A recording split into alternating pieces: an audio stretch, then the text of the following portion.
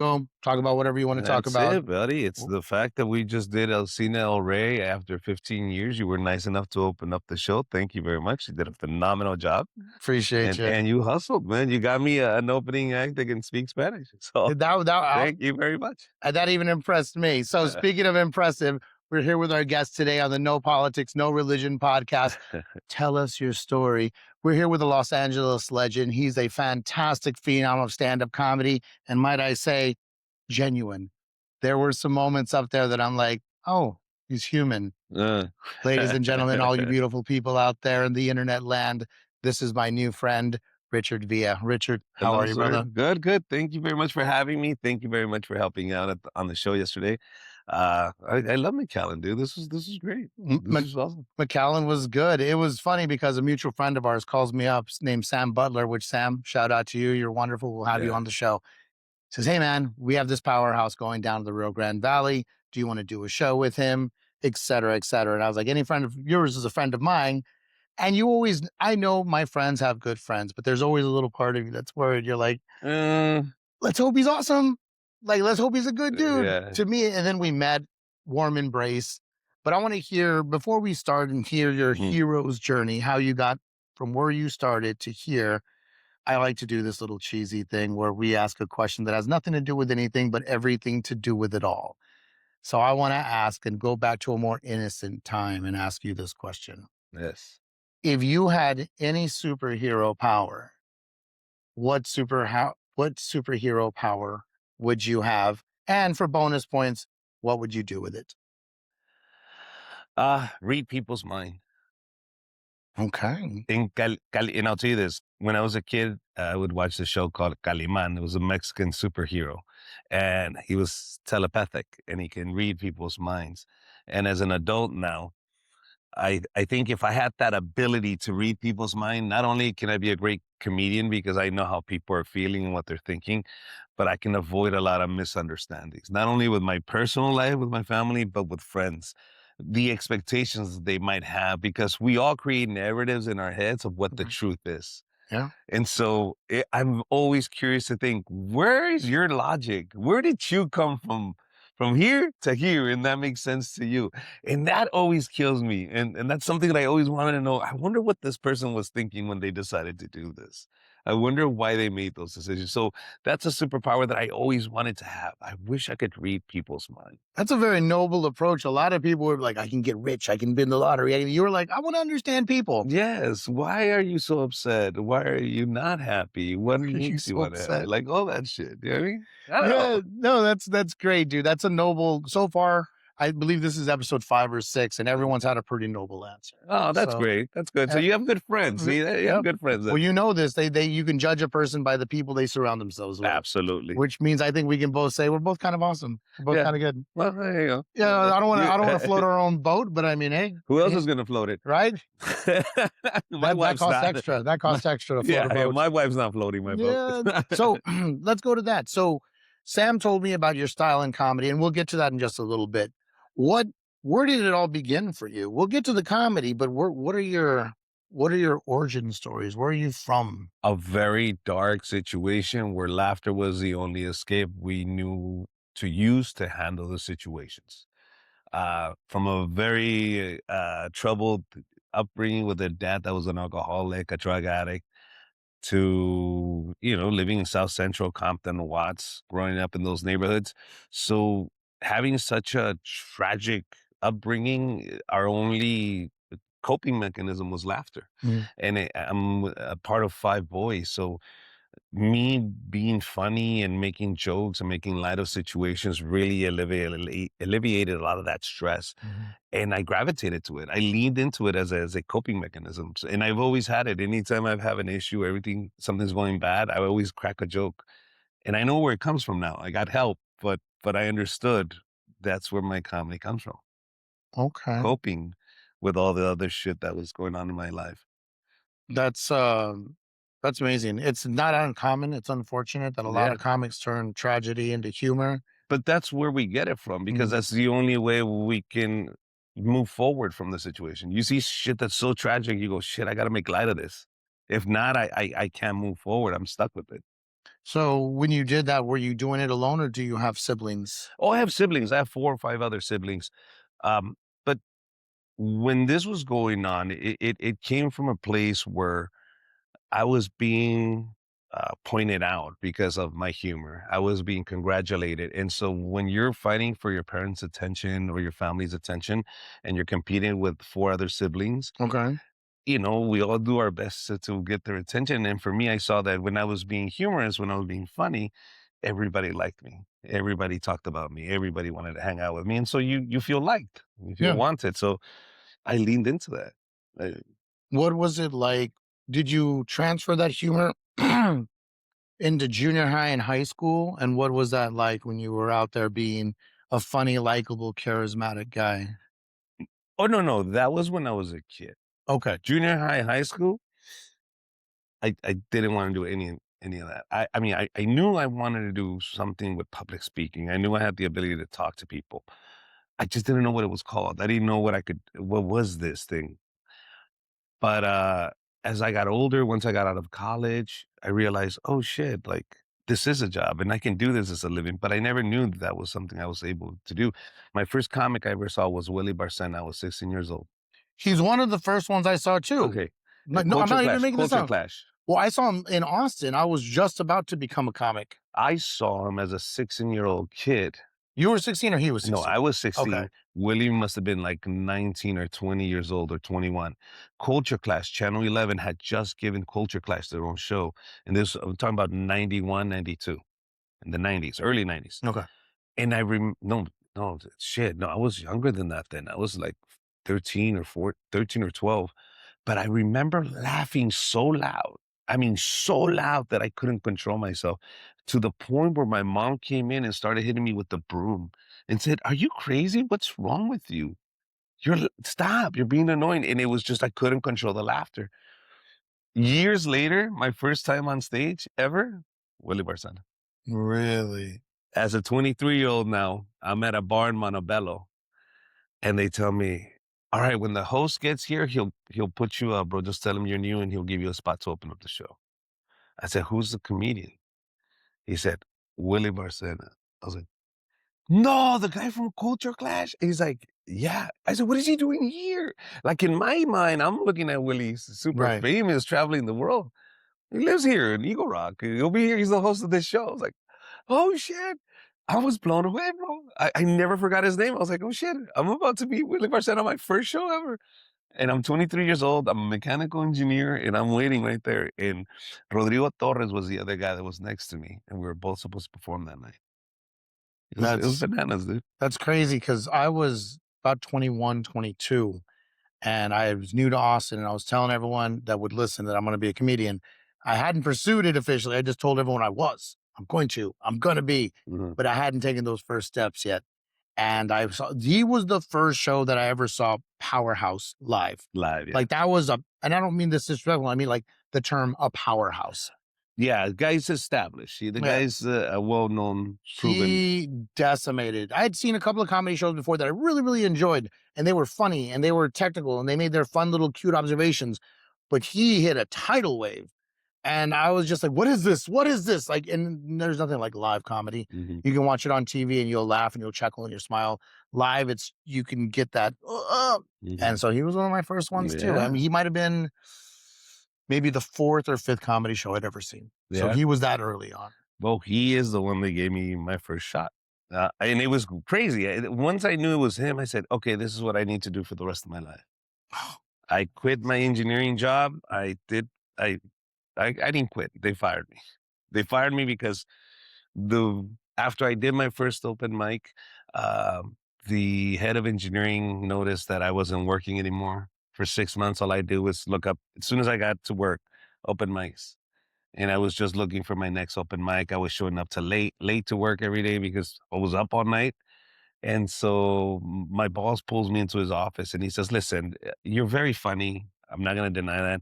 Um, but I can't have you here anymore because all you do is look up for open mics. You're not working anymore. I am going to give you unemployment. I'm going to approve your unemployment. I want you to go out there and give it your best those 6 months."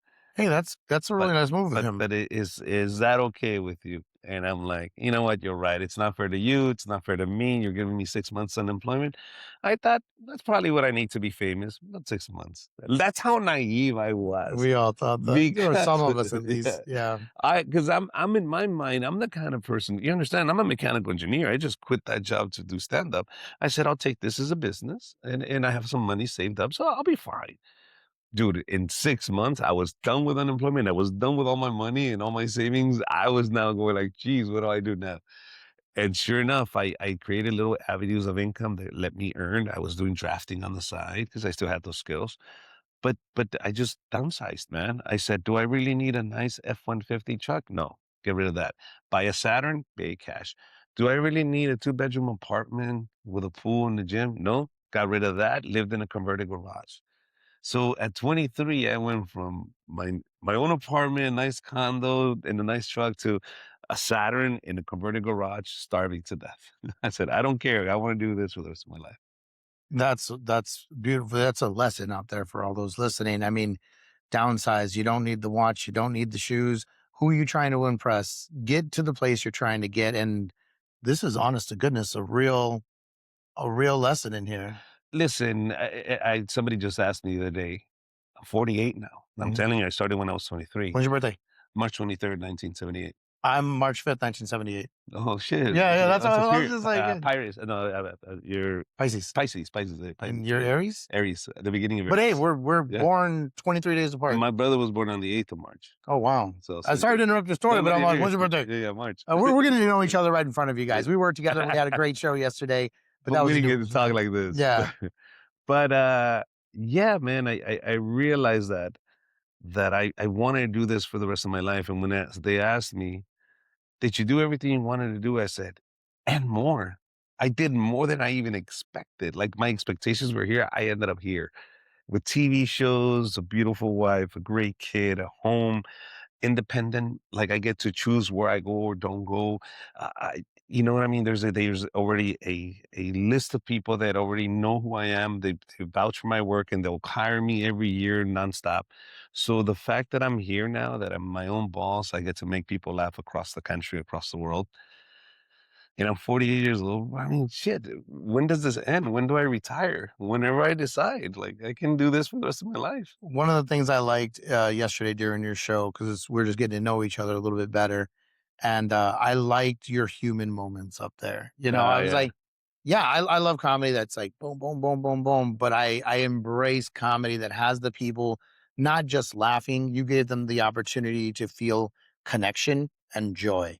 So why just do one thing? And you did more than that. I saw you say some things that were meaningful, and I saw the crowd look and say, "He's our guy." Yeah. I thought that was cool. Like, I liked you see people lean, Mm-hmm. you see them, like and you see the connection. I was telling my mom some of your material today, and I'm not gonna give it away on the podcast, Yeah. but I was tucking certain Yeah, things yeah, yeah, in, yeah, yeah, and my mom was like, "Yeah," yeah, it's just my parents are both a little bit more in touch with the ethnic side, yeah. and I got it through second Mhm, degree, and I was like this and mhm. talked about That's some right, yeah. yeah, yeah. So, and that's something that I realized, I have to tell them, um, my emotional state for them to put themselves in that situation. Do you understand? Like when I say I was cold, I was scared, I think I peed myself. People go, "I've been there." Yeah. Okay, continue the story because now I just put myself in your situation and I'm gonna follow the Well, story. you're like, "I believe in it all." I Yeah. mean, you name it, La Llorona, Yeah. the Cucuy, and I was just like, "Yeah." And what I like also, because I mean, you're a thick dude, and you look like you can handle yourself, but there was some vulnerability in it to see a large man who looks like he can like, "Haw," and still be like, "Yeah, I was afraid. I Yeah, was I was afraid, and scared. this is what happened when I was afraid." And then you watch the show and you'll see. Uh, but but you know, the fact that I get to do what I love to do is it's where I'm not saying I was lucky. I knew where I was going. I just stayed focused. I put Right. blinders on and I said, "This is what I got to do." That's Well, it. they say a martial artist throws 1,000 punches so he can land the one lucky one. It's like, no, no, he trained to be lucky. You went out there and put it out there. Absolutely, absolutely. And that's one thing, a lot of you all, it's like anything else. You put in your time, you stay away from crime, you just keep your laser beam focused. And there was like, oh man, that moment was so good at improv. Oh, he improv the whole show. Maybe some of it, but some of it's also a trained reaction. You know, I mean, if you're a professional fighter and he picks up his arm, I'm already ready to do this. Mm, If you've never been in the ring, you're just going to get hit. yep. And yesterday you had a sense of comfortability on that stage that a lot of Absolutely. people, Oh, no, no. and nope, If you there's, were. I feel much more comfortable on that stage than off that stage, just because I understand what the objective is. I know what the job is. Make Mhm. them laugh, make them forget. Got it. I know how to do that. Do you ever see Blazing Saddles? Yes. So the part where he's all like, "Look at my hand," he's like, "Steady as a rock." He's like, Mhm. "Yeah, but this one's my shooting hand." Yeah. And he went up there steady, ready to do his thing. And you know what? Shout out to Raul Martinez. He stepped up to the plate. Raul, yes. His hand was going like, yep, both of us, his hands were like, But he shot though. he But he shot. had the courage to shoot. So He'd get to go up there and he sent me a message earlier. He's like, "Hey, thanks for the pep talk," yeah, yeah. because he answered the call. People say they want to do it. Do you? Everyone wants to be a lion until it's time to do lion things. Yeah. And so I want to go back to your comedy. What was it like when you first went up on stage? Do you feel that it was acceptable? Do you feel like I I, did my job? I was horrible. When I first started, I was horrible. I was horrible. I was hacky. Uh, Hacky, for those of you guys listening at home, in case you don't know, is a comic term for lowbrow, simple, sounding like someone else. yeah. And I just wanted, because we know what it Yeah. is. I Yeah. want them to know. Very hacky, very low hanging fruit stuff. No, not a lot of thought into it. Mhm. For example, I'm Mexican. Oh, all my family came in one car. Like, you know what I mean? That's hacky. That's, That's a perfect yeah, example of, yes, that is yeah, hacky. You've heard it somewhere before, whether it be your tia, yeah, Theo, in any setting, that's hacky. And as our yeah. job as a comedian or any comedian or entertainer is to Be unique, just take different. it up a Yeah. notch, make it your own. You can say the one card thing, but you better say something after that. In a way that's nobody else has said it Mhm, before. But, when you start hacky. mhm. And that doesn't mean you're not going to get better as long as you recognize the fact that, hey, this is hacky. I Yeah. got to change this. So I didn't want to run into people saying, "Oh, that's my material. That's my material." Because when the thing with Mencia happened, everybody now was waving their flag and everybody was accusing everybody. And that's when I pivoted and I said, you know what? Us all being Latino, we all have the same story and we're going to keep accusing each other of the same fucking thieves. Thieving. Parallel thinking is what they call Exactly. it. But you can't steal a life story. You cannot steal my life. So guess what? I'm only going to talk about my life. I'm not going to fuck with the audience. I'm not going to mess with you guys. I did it with the Spanish show, but if you notice in the English show, I didn't mess with the audience because but I'm a believer of I'm here to serve you and make you forget for an hour and a half that you have issues or problems. I don't come here to point out your problems and make them the butt of the joke so Mm, I can make a living off of your mhm. horrible situation. I'd rather you hear my life story and you decide where that fits in your life and you decide what you can take from that. But you Wo- don't have to throw it away. That's a wonderful way because it's right. A lot of people, that's what brings us together is a shared experience. But when you're trying to create jokes to connect, once you make it personal, they're like, okay, that's not exactly like I did it, but man, I know what you're talking about. Who can ever steal the joke? I married a Border Patrol agent. Did you marry a Border I Patrol? married, I have receipts, I have marriage I saw you certificates. talking about that. I just thought she was like a government agent. You married No, a Border Patrol agent? Border Patrol, gotcha, gotcha. Sending you back, Border Patrol. Like the Oh ones my that are goodness. out in the desert, like chasing these down. That's just your story. That's yours. That's what I'm That's saying. you. How could you ever steal that joke? How could anybody ever steal that joke? You know what I mean? My dad and me selling crack in Compton when I was 10. Nobody could tell that Mhm. story but me. So And the my cops. and the cops and me married to the cops, Yeah. being married to a and having a dad as a contractor, Yeah. maybe you could, but then I go very specific. Mi tío Chuy, this is what happened. I had this situation. So you would literally have to go through the same situation for you to do the same joke. And you can because it's my Yeah. life. I couldn't agree with you more. That's the thing. And the beauty is you make it your own. Like I told someone years ago, I'm not going to be a taxi driver anymore. I'm going to be a tour guide. I'm going to take you where I think you should go enjoy. Absolutely. It's like, hey, I'm from here. I'm from my human life. You're from your human life. Let me show you this. And then I hope you enjoy it. But Yeah. I'm not going to tell you. I don't know your way. You're like, take me to Richard Villa. No, how about I just let Richard Villa tell me Richard Villa, you Exactly. know? And why don't I just come and enjoy Richard Villa instead of Richard Villa having to beat me up while I show up? Yep. I'm in the front row. Now you're gonna make fun of me, and I become the joke. You know, for the longest time, I was avoiding this region as a comic because I didn't wanna give them what they wanted because I wasn't the best representation of that. And then eventually I was just like, you know what? Show them your world. You're still from here. You're still of this background. You just have a different experience. Just be honest about it, you know. And Yeah. I adjusted, but it was a unique thing for me to be from a border town in South Texas, not speaking the language, having to make sure that my cousins guided me through everything. I had a translator with me everywhere, like I was an MMA fighter. Like Nice. everywhere I went, someone was like, they said, "Welcome to their home, Jacob." And I'm like, "Well, tell them I'm really happy to be here." That's good. And I still have that with some of my cousins. If you were staying longer, I was Uh, gonna have you go over to my that's house. funny. I was gonna introduce Uh, you to my cousins. We're gonna go to Raspa's snow cones, as I Yeah, used to yeah. call them, but now I'm confident enough to say Raspa. That's And I was gonna take you to do all that. yeah. Next time you're in town, Yeah, also well, no, do we'll that. do it. We'll do it. We'll go I'm eat. coming back to Laredo, so I'll hit you up. Yeah, absolutely. I love Laredo. It's a good Yeah. time. So I'm not trying to wrap things up. I know you got to go to the airport, but we're Mhm. still good on time. So when was that moment as a comedian where you stopped struggling, you stopped being hack? Was there an aha moment, or was there a performance that said, "I'm here"? That's the response I was waiting for. The moment I started respecting my fan base, and I'll tell you why. My brother had a heart-to-heart with me, and he said, "Let's call a spade a spade." He says, "You're mad because your audience doesn't follow you because they don't buy tickets for you to go see you. When the fuck do you take care of them? Where's your material? Where's your effort? You're not even meeting them halfway." There's a social media platform where you can entertain them and give them brief clips of what they're going to get on that show, but you're too lazy to care enough about them. There's an audience out there. Just because you have 2,000 or 1,000 followers, they don't deserve their best. You're not going to treat them like your fans. It is fucked up. You want to have 3 million fans, but you don't know what the fuck to do with 1,000. There's 1,000 people begging you to fucking entertain them, and yet you do nothing for them because you don't feel a value behind those 1,000. But yet you want 2 million, 3 million. If you don't know what the fuck to do with 1,000, what are you going to do with 3 million? Learn how to care and take care of those fans. And then when you love and care about those fans because they're taking care of you, then those other fans will come. They will see the kind of love you show your fans, and other fans will go, "Bro, I like his style. I like the way he treats his fans. I like how he respects us. I love the fact that he keeps us in the loop. He makes us part of his life, of his tribe."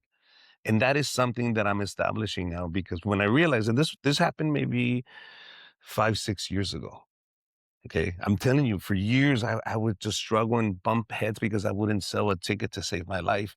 When I started appreciating my fans, when I started caring for them, when I started catering to them and giving them content, that's when they reciprocated that love. And now I'm creating a tribe, my tribe of Dorados de Villa. Pancho Villa had his generals and he called them Dorados, the golden ones, and they're my golden soldiers. And all my villas, all my followers, they're my dorados. You're my golden tribe. I'm gonna start giving them pins. You know what I'm saying? Give out. I'm asking for donations so I can keep giving these pins out. But if you don't have a dime, you just pick one up and you gotta live by those standards. I only ask, speak your mind, have courage, and don't hurt kids or women. Do not hurt young kids or women. That's our three rules to be a dorado. You don't put your hands on the elderly or in defense of people. You live your truth and you have the courage to speak the truth. Those are the only three things that I ask from you. And so, why do I tell you this? When you come to my show, if you are lucky enough to have one of my pins, I'm telling my producers, those people out of that line, they're part of my tribe. I treat them differently. I want a separate line and I want to meet them before the show. Anytime I come to McAllen, you show up with that pin. Oh, let me put you on Richard's list. You want to come in earlier? He's doing a special meet and greet just for you guys. And he has gifts for all of you guys. Like I'll bring little gifts for all my fans to know, hey, I appreciate you guys. Thank you. If you have a family member that wants to come down and meet me too, then get in fucking line, watch the show, and afterwards, maybe they can get a pin. But right now, I'm only taking the people with the pin. Next year, then I come up, then you two have pins and you two come in. I don't want to take pictures with people that are just looking for cloud. I don't want to be catering to people that aren't even my fucking fans. How many people go up to you just because they see other people taking pictures? Hey, can Mhm. I have a picture too? And I go, well, what's my name? I don't know. You're famous, but then why do you want this picture? And now if I go with, no, bro, I gotta go. Oh, what a dick. Fucking Richard Rie, he's a piece of shit. Are you Dorado? No, of course not. He's not gonna take care of you. You're a piece of shit person. If you go, I'm a Dorado, I have a pin, and this motherfucker ignored me, you have something to stand on. But if you're not my fan, I can give no fucks about you. Sorry. Let me just take No, care of no, my no. pets. Be you're I'll being take the care of my guy trap. as advertised. He's a real No, person. but that's it. At least you know what you're getting. Mhm. Remember what I said? My special power is to know what people are thinking. Mhm. You don't have to know what I'm thinking. I'll tell you. What you see is what you get. Yeah, and what you don't is better yet. Took that from Chael's son, and that's right. But yeah, So, that's my plan, bro. That's my dream. That's where everything changed. I know you asked when was that pivoting moment when I really got clear and understanding what I want to do with my fans. what I really like about this right here, there's a common misconception that entertainers are so damaged that they can only help themselves. You know, comedy comes from tragedy. Tragedy plus time equals humor. Hmm. And I get that. And I'm not saying that's not correct, but I think you're a good example of the fact that you can turn it around. There's a meme I really like, and it's split in half, and it's a picture of a guy in the rain drinking a beer underneath a street light. And the other half of the picture is the guy with the suitcase walking in the bright sun. And it says, "Why do you drink?" And he says, "I drink because my dad drank." And the other half says, "Why don't you drink?" He's like, "I don't drink because my dad drank." And I think you're a really good example of, well, I'm going to do the good thing. I'm going to make up and give everyone the life that I kind of, or the foundation you wish you had. Absolutely. Because your pin's more than humor, it's a way of being. And I could not appreciate that more. I think that's the Mm. most amazing thing. These comedians, not all of them, but some of them are human beings and they're people. And you're doing a great job of illustrating that you're here for your fellow human Yeah, and your comedy inspires better behavior. We need to be held accountable. absolutely, absolutely. And that's the thing is, at the end of the day, all we want to do is connect and be a part of something. Yeah. The reason I'm asking you to be a part of this because I want to be a part of something too. Mhm. And if I'm the main focus of it, or if I'm the guiding light of this movement, then that's great. But I'm not doing to hurt anybody. I'm Mhm. just doing it so we can create a brotherhood. Because there will be events. For example, if I come to Loreto and you tell me, "Listen, man, I have a buddy of mine who has a restaurant. He has the best food. He's the nicest guy, but he's gotten into trouble. He hasn't been paying their bills. Nobody's coming to his venue. We should really support him. He done a lot for the community." I'll get on my social media. Dorados, we have somebody that needs our help. I need all of you to show up. As a matter of fact, you show up. I'm going to do a meet and greet here, and we're going to support this man, and we're going to make sure his business is flourishing. Come and support. And now all these Dorados that come to the call go, yes. Why am I showing up? Because one day it's going to be my restaurant, Mhm. and I'm going to be a Dorado, and I'm going to need him to come help me, just Mhm. like I helped others. And that's it, man. I can just call them, and they can get together and Yeah, help each that's other out. more than paying it forward. That's keeping it alive. Yeah, absolutely. There's But why takes a not? village. Listen, I'm already in McAllen.